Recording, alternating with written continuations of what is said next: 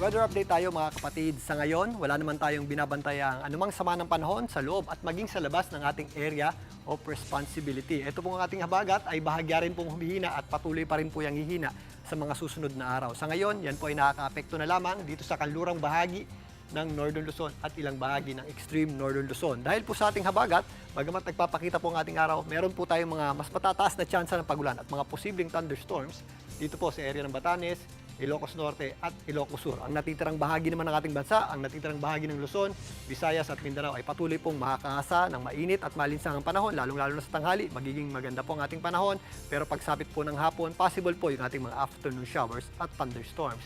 Dito naman sa Metro Manila, medyo mababa po yung ating tsansa ng pagulan bukas. Magiging maganda pong sikat ng araw sa umaga.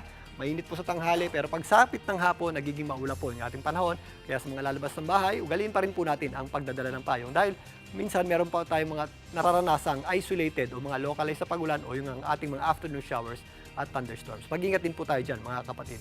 Kahapon nga, inanunsyo ng Pag-asa na nagsimula na yung ating El Nino. Pero ano nga ba ang El Nino? Ang El Nino po ay ang abnormal na pag-init ng karagatan dito po sa gitnang Pasipiko. Particularly dito po sa tinatawag nating Nino 3.4 region. Dahil po mas mainit yung karagatan dyan, mas nakakabuo tayo ng mga kaulapan dyan. So naiipon po o mas madalas po yung ating mga pagulan dito sa gitnang Pasipiko. Para ibalanse po yan ang mundo, nababawasan naman po yung ating mga pagulan sa ilang bahagi ng ating mundo. Particularly sa Western Pacific, kasama po dyan ang Australia, kasama rin po dyan ang Pilipinas. Ang El Nino po ay hindi tag-init. Ang La Nina naman po ay hindi tag-ulan. Ang El Nino po ay pangdaigdigan. Posible pa rin po tayo magkaroon ng tag-ulan at tag-init kapag panahon ng El Nino.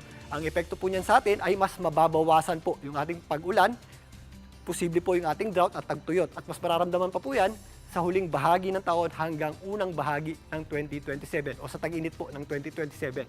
Pero posible rin po yung ating mga malalakas na pag-ulan dulot naman ng enhanced habagat. Dahil po yan sa epekto rin ng El Nino, lalong-lalo na kung merong mga bagyong dumadaan dito sa itaas na bahagi ng ating bansa. So lalakas po yung ating habagat, mas marami rin po tayong mga pag-ulan. Yan naman po ay sa unang bahagi ng ating El Nino. Kaya paghandaan po natin mga kapatid ang mga posibleng epekto nitong El Nino natin sa mga susunod na buwan. At yan muna ang latest sa ating lagay ng panahon.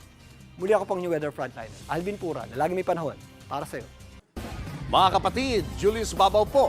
Para sa komprehensibo at makabuluhang balitaan at talakayan, mag-follow at mag-subscribe na sa social media pages ng News 5.